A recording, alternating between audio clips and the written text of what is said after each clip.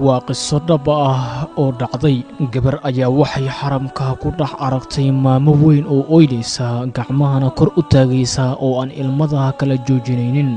Gabadhii way u timid maamadii oo weydiisay maxaa ku helay maamo oo sidaan ugu ooynaysa, waxayna ugu jawaabtay sida tan: maamo, waxaan ahaa gabar, waxaan isguursanaynin, kadib waxaan wada noolayn muddo 8 sano ah, waxna maan u dhalin muddadaasi. Kadib wuxuu guursaday gabar kale oo Allah wuxuu ka siiyey wiil.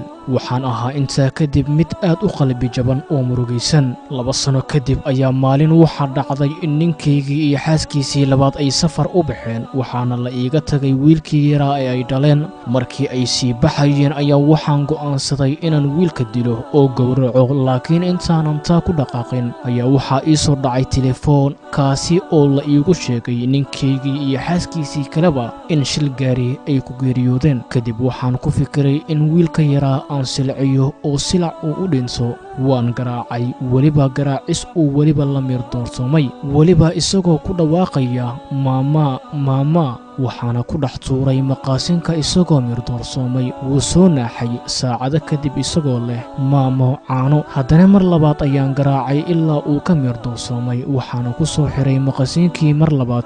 wax yar kadib waxaa i qabtay hurdo.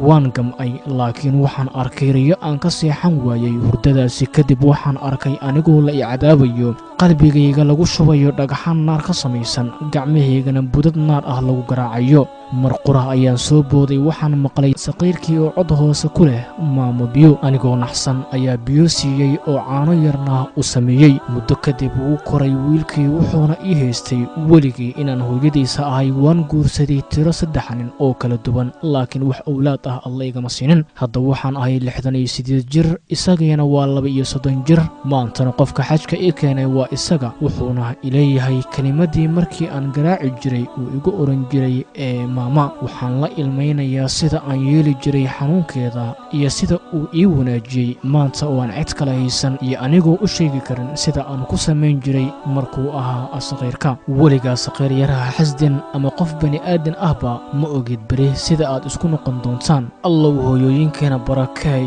kana yeel kuwa carruurtooda xilli weliba jecel. daba walaal, qisadani sii sheergareey oo la wadaag asxaabtaada si ay waano iyo tusaalooyin ugu noqoto.